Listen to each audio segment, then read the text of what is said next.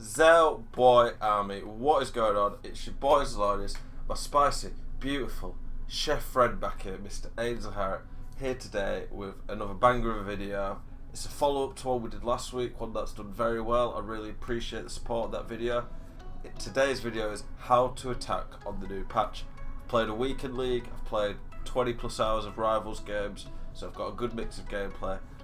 I'm here to show you how to attack on the new patch, give you lots of advice. We're going to show you the tactics, I'm going to talk to you about the team, the type of players you want, what works on this patch, how to attack, and then I'll show you some gameplay as well, so you get a mix of everything that'll teach you how to play better on the new patch.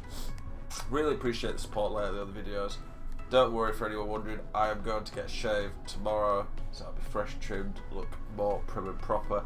You need to stick around for this video because I've got lots of exciting stuff to show you. I'll show you a really good red pick I got from Weekend League this weekend. Let me know in the comment section if you played this weekend, what player picks you got at 10 wins, 18 wins, or even 24 wins if you got that far. If you like the video, please literally like it. The support of the channel really helps it grow. I really appreciate everyone who's been supporting the channel. We're nearly at 9,000 subscribers. So if you enjoy the content you see, please subscribe. It'd be sick to get to 9,000 subscribers in the next week. But yeah, I really hope you enjoy this video. Let me know if there's any more type of content like this you want to do. But I think this one's going to be great. It's going to help lots of people out. Thank you for watching. So boys, anyone who's seen my team a lot lately or watched my streams, if you haven't watched my streams, link in the description below. Make sure you check it out. That's where you get more access to me. You can ask me more specific questions. Get to watch my live gameplay. It's a good way to interact with me. Get to ask me a lot of the questions you want to ask on the YouTube videos. Yeah, anyone who's seen my YouTube video, my team lately, which you might have seen from my YouTube videos, might notice we've got a red Mbappe. Until this weekend, the best red pick I had all year, I think it was an 86 or an 87 Saul. So when I saw that EA were giving us lots more red picks this weekend, I was thinking it's a cool idea, but I wasn't expecting a lot because, I mean, I've not been given a lot this year. And from my 10 red picks, I got an 84 Aitor. So I was like, oh, it's not as bad as it could be, I guess, because I could have got an 81, 82, but kind of set the tone for what I was expecting. And then on my 18 wins, we got the 93 Mbappe. We also got Kevin De Bruyne as an option, but you could only pick one. I was literally already using the 93 Mbappe, so I obviously was going to pick him just so I could slot him straight to my team. But it gave me 2 million coins, which for team of the season probably coming in a month or so. It's given me a lot of coins to free up in the team. I've got 2 million coins now to improve this team, boys. So in the comments, let me know if there's something you think I can do with the 2 million coins that EA have just deposited into my account. Please let me know. And then Werner I got for 24 wins. Could have been better, but he's a very good impact sub. He's got good weak foot, he's rapid, and he scored 3 goals in 2 games, which for an impact sub's really good. He got 2 on his debut, and then his third goal, I matched Sakul, who, if anyone doesn't know, he's a really good pro player. He's been at Worlds before. He's been very good on FIFA for the last few years. We matched him, and he has a team worth maybe double mine, and Werner scored a last minute goal in extra time to win that match for us. So he was doing bits already. But yeah, what I'm going to say is, I'm going to show you the tactics after I've shown you the team. The defence, go back to my video last week if you want to look at that, where I talk about the type of defence you need, the tactics. But for the attack, we're looking at Atal, Mbappe, Richarlison and R9. The 2 formations I generally recommend are the 4-4-2 or the 4-2-3-1, and I will talk about both of them. I recommend the 4-2-3-1 more than any, and that's the tactics I'll specifically show you. But in the 4-2-3-1, the cabin striker, for me, as long as you've got a decent enough coin budget, they have to have 5-star weak foot. 5-star weak foot in any attacking position, including the midfield's massive if you can get it, but for the striker and cab, it will change your game. And you'll see when I show you gameplay clips, literally just having a 5-star weak foot instantly changes your attack. It makes you less predictable, and it makes you have so many more options, which is really hard to defend. What you want to do as the attacker is you want to give the defender an overload of information, and by that I mean he's got so much to think about that it's really hard to mark you, and he doesn't know which way you're going to go. I put R9 at striker because I think the striker is the more important role of the two. I don't think there's a big difference between the two, but I really want my striker to be the best player on the team. And Richarlison, it genuinely is one of the best value elite players in the game right now. He's not cheap, but for what he is, he's not much worse than this mid R9, which is crazy. But I absolutely love both of these cards. You can see the records. It's not easy when you're playing a lot of rivals to have a card with this good a record, but this R9, he's over a goal a game. You have to think how many rage quits I probably get. And then 112 assists as well. Like, this is crazy. One of the reasons I like Engine on my striker and cam is I think it's important on this game that your players can dribble and they're not clunky. But to get all the dribbling stats into the 90s, it just means on the edge of the box, inside the box, when I get the ball, they can turn a lot better, they're smoother, they can use that 5-star weak foot really well. Charleston from the cam, not quite a goal a game, but he's over a goal or assist a game. But to be fair, my cam doesn't do quite as much as the striker, which is why our 9's there. But yeah, 5-star weak foot, that alone at cam and strike is massive. Then you want people who are quick. You want them to be decent enough at dribbling, high finishing shot pass, so they take the chances, and good strength and aggression is really nice to have as well, because the aggression and strength just allows them to bully defenders and get more silly bounces. Out wide, I like to have 5-star weak foot if possible. I will never go below 4-star weak foot because I think it just really limits you. Like Mbappe still can score some good goals on his left, but out wide I want 5-star or 4-star weak foot, and I want them to be absolutely rapid. So Tal, okay, we have to flip between two. Tal and Mbappe are rapid. 99 pace there, 95 pace here. They need to be good enough at finishing that they'll take chances. I like them to be pretty good at passing. Mbappe and Atal both have good enough passing. I put Atal on Artist to give him really good passing. Good on the ball. They don't have to be insane on the ball, but it's definitely beneficial. But both of these guys are good on the ball. And then I like them to have good strength and aggression. They need to have at least 75 strength. And then I'd like a bit more aggression than this, but that's not bad aggression with that strength considering how fast Mbappe is. Out on the wing, this is where the meta is that you play through balls down the line, you use width to break down your opponent. So having lots of pace combined with strength is really useful because the pace gets them in behind, but then the strength allows you to do running fake shots, which are really good. The tactics, these are the same tactics that I showed in last week's video, not changed because I think they're really good. I'm not really going to look too much at the defensive side. I'll talk to you more about the offensive side and explain that. The reason I use balanced is because balance just makes you have more options. The possession tactic really does limit your options. It's very good for seeing out games and keeping the ball, literally like possession, but I just don't think it's very viable as an attacking tactic. Fast build-up just isolates your players too quick, and long ball, I'm just not even bothered about trying that. Balance is the best mix of everything. The width, you could put to 4 if you want a bit more options in the middle, because the 4-3 one gives you a lot of natural width anyway. I don't want the players in box higher than 5 because you'll see one thing that's a bit different about how I play is my CDMs are on balanced attack. And if I put my players in box too high, maybe I'd have too much going forward and not enough on the counter. I mean, not enough to defend the counter. I put stay central, stay forward on the striker. I want him to just stay forward as the outlet. I don't want him on getting behind because when you do that, they just make stupid runs. All my cams are on default, come back on defense. I don't mess with anything else. I tried the different ones, and when I experimented with different ones, what I found was they just didn't make as good runs, whereas on the default settings, they just make really good runs. But I want them on come back on defense because that aids the defense. And then the key difference that you might notice in this tactic compared to other people, pros, what they recommend is I have my CDMs on balanced attack. It will slightly hinder you defensively, but it makes you so much better going forward. The amount of goals I get because my CDMs give me an extra option, and on this game it's so hard to break people down. I think you need those extra options, that information overload I talked about. Having your CDMs on balanced attack will change your game.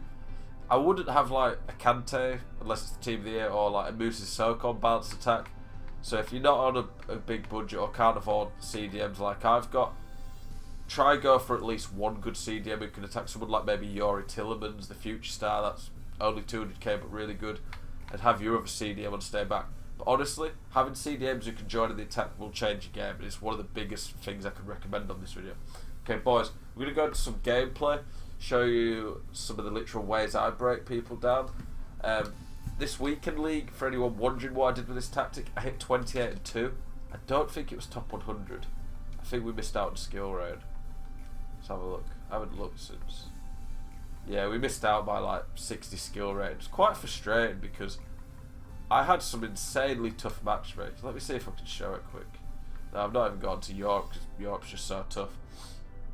I matched 4 pros, 3 of which have made events in the last year. All of them had God squads better than mine, and then I also matched a few like Elite 1 players. That was the toughest matchmaking I'd had all year. So I think it was one of the best weekend leagues I've played. Tier 28, when you match that many tough players, shows that we've adapted well to the new patch, we're playing well on the new patch, and these tactics are working. So boys, hope you enjoy the gameplay. As always, let me know if you've got any questions, any comments about the video. Okay, on this video, one thing to know is that I record this game live from my stream, so you won't see a live webcam, you'll see literally my Twitch stream webcam that I had, and beautiful Ainsley Harriet there. You can see this clip here, that even though the overload ball side nerfs happened, I don't use overload ball side at all. Currently this is me defending. I still have quite a compact defense. For anyone wanting to see the tactics I use, you can check my own YouTube out, the 4-2-3-1 tactics on there. A lot of people from the Patreon have been using it and really like it. I think it's the best tactics I've had all year.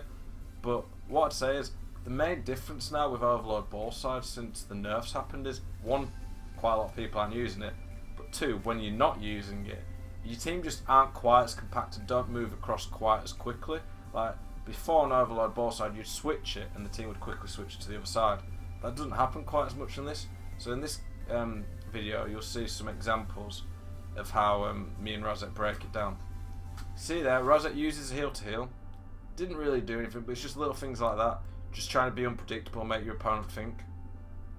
That pass didn't work, but he gets quite lucky to get the ball back. But there, he's left stick dribbling with Eusebio.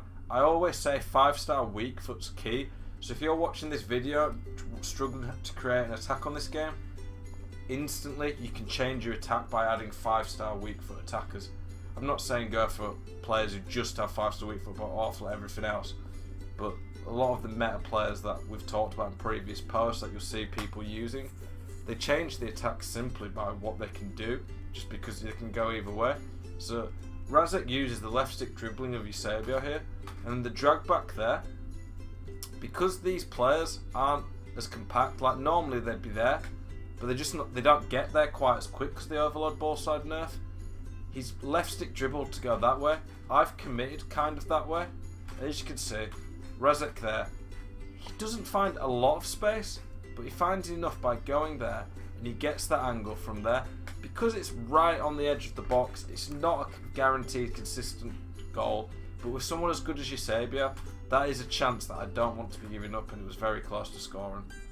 Okay, here in this attack, this is me attacking against Razek now. One of the things I want you to think about when it comes to attacking is, attacking isn't literally just breaking your opponent down on the edge of the box. It's the build-up that it takes to get there. It's almost like chess trying to plan ahead. Watch some of the things I do here. So with R9, I use some quick step overs. You can see at the bottom of the pitch, there's a lot of space down here. Overload ball side nerf has meant the width isn't even as great anymore because it gets marked a lot better, but it's still there and you still want to be using it because it still will be the meta, because width will stretch teams, especially when you use a formation like the 4-2-3-1. So I go out wide, I'm ball rolling, keeping the ball. You can see one of the things I do is I'm moving the ball quite quickly.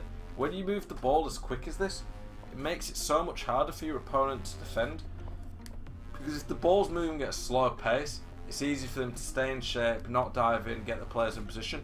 You don't want to always be playing at a really high tempo. You want to mix up the speed. That's one big way that you can break people down. If you're going slow, then out of nowhere, speed it up. But by speeding up here from the wing, it makes it a lot harder for Razek to defend. You can see here, I get the ball with R9. Again, him having 5-star weak foot's really useful here. I wait for the run. What I did there with Marcelo, I used the 1-2 pass. So Marcelo's going to make a run from deep. I've drawn all these players around R9 because R9's a dangerous player. The pass is easy to make there. One thing I recommend in my tactics is to have your CDMs on balanced attack. It will slightly hinder you defensively, but the options it opens up going forward are so good on this game where it's hard to break people down. Marcelo makes a run from deep. He probably should have scored this, but again, it's just inside the box. It's not a guaranteed goal. But that was a really good chance that I made. I also probably should have made an extra touch, but that was just an example of how to break down an opponent. Okay, from this corner, Razek scores the first goal of the game. For the rest of the video, I'm going to show you the goals and how they win in. So corners are very dangerous on FIFA 20.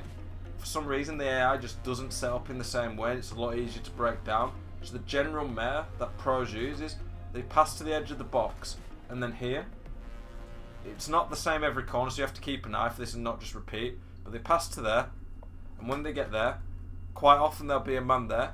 They pass to his feet, and the AI are all around there. It's a lot easier in this position to turn, and it's hard to get tight as the defender, because even though Mbappe's got 4-star weak foot, if I commit to his right and he goes there, it's going to be a very easy near post finish. I tried to mark the right, but because my defence are all over the place, they're all around here, they're not really doing anything to stop Mbappe. It's just an easy finish for Razek, and he goes 1-0 up. Corners, you can play very quickly around the box. They're a very good way of scoring on FIFA. Yeah, here I make an equaliser. I like to have players as quick as possible as my outside cams, just so they can stretch a defence and really help me with width. I recently got the 93 Mbappe for my team, and you can see how quick he is. He just burns the players there. It's a little bit lucky there, but what the stronger, quick players can do there with a fake shot is they sometimes just get a silly bounce that can play through down the wing. Sometimes you have to play for these type of things to beat your opponent. What I like to do when I get into this position, a lot of people expect you to go like that or go like that with a fake. I don't want to do the same every time. I mix it up. But you can watch here. I keep going down the line, and what it does is it surprises your opponent because they don't think you're going to run almost towards leaving the pitch. But a lot of the time, they'll commit to that bit. They'll cover there. You get a free line, and as you can see, the cutback's on. I always now use the double A pass or double X pass on Xbox, on PlayStation even. Jambu taught me this. It's a really effective way of beating the defenders because it just, for some reason, it puts the ball in the air. You're attacking AI still lock onto it, but a lot of the time the defensive AI don't. It gets you an easy goal because the defenders don't lock onto it. R9 doesn't score straight away, when he should, but then it's an easy rebound. But the key there was using the width, using pace, being a bit more unpredictable. The double A cutback, easy goal. One of the best ways to score on this FIFA is sitting deep, keeping your defensive shape, not diving in, but then when you intercept the ball, if their team are caught out of position when they lose possession, counter-attacking quick at pace. This goal here I scored against Razek, in my opinion, is one of the best goals I've scored on this FIFA because I was just so happy with how I used the build-up. Watch how quickly I counter on this attack. I instantly see that there's a lot of space. I go forwards. He pulls his fullback out a bit, but there's a lot of space here. I'd previously scored by keep just running down there. This time I mix it up because you want to be unpredictable. You want to change the way you attack so your opponent just doesn't get into a rhythm of how to defend you. I go that way, and a lot of the time, if you do a dead stop fake, that's doing a fake shot or a fake cross, fake long pass. You can do that by doing that, but letting go of everything else. It'll stop the ball like that. The defenders will often run past you. It's a very good thing to do out wide. And then a lot of the time, especially in the 4-2-3-1, you'll have options up here for the cutbacks. Especially on counter-attacks, this is really effective. Find the pass. What I did here that a lot of people don't do, they don't play the extra pass. A lot of people here, and I'm guilty of this a lot of the time, they take the touch there and then just shoot. I spot the extra pass, I've stretched him, and then from that position, it's an easy finish, 2-1. Okay, here Razek scores a kickoff against me to equalise. What I would say is a lot of people, especially pros, know about when it's kickoff. You can maybe go for more risky stuff that might not work normally. Same with the end of the half, 45th, 90th minute. Kickoff, if a bit of space arises, you should really pounce as quick as possible because kickoff's just a really effective way of being able to quickly score past your opponent. Watch this here. The pass Razek makes there, coming up. Marcelo should intercept that, but because it's kickoff, Marcelo just doesn't seem to get it even though I'm controlling him. Quick left stick turns with Messi and then it's an easy goal. Okay, I end up winning the game here with a return kickoff against Razek. What I want you to know here is the CDMs, Rooney passes it to Marcelo here. If I don't have the CDMs on balanced attack, I don't score this goal. The CDMs, giving me so much more of an attacking threat, change the game in the 4-2-3-1 because it just overloads the opposition with a lot more to think about defensively. I think something analysts said when we had a group call recently, one of the things you want to do when you're attacking the opposition is give them a lot of things to think about, make them panic, make them make a bad decision because you put them under pressure. I like to have CDMs who can attack, so Marcelo gets it here, he starts dribbling, and the double A pass there, normally a defender, if I did a ground pass, Hullet or Vieira would just step in and intercept that, but because it's in the air, they just don't lock on as quick. I'll show that again because for some reason the clip went dodgy, but you can see here, R9 does a fake shot, Vieira should block that, but as soon as that happens, the double A pass, his defence just haven't locked on. I've got a little bit more space from kickoff, so I can go for something a bit more cheeky like the fake shot under pressure. Turn, and as soon as R9 shoots, it's always going to be a goal there, and that won me the game. Thank you to anyone who stuck around this long to get to the end of the video. Quick summary of what we've learned today. On the new patch, you will get more space in the middle, which is great. I think it's added a big skill gap to the game because it's harder to defend. The meta still will be using lots of whip through balls down the line, so don't abandon that. That is still a very good way to stretch your opponent. Having 5-star weak foot in the middle, you can see how valuable it is. Mix the tempo of your attack. Go backwards sometimes. Go forwards as well. Don't just be one-dimensional. Add a few tricks to your game. That adds to the unpredictability. Around the box, slow it down. Look for the options. Sometimes then speed it up to catch people out. The finishing, I've done videos on that before, so you can go back. The finishing's still pretty similar on this patch. Corners are a very good chance to pass it around the box. Boys, I hope you've enjoyed this video. Thank you very much for watching. Let me know what you think of it. I hope this type of content is helping you guys improve at the game, doing better. Appreciate all the support. Have a good evening.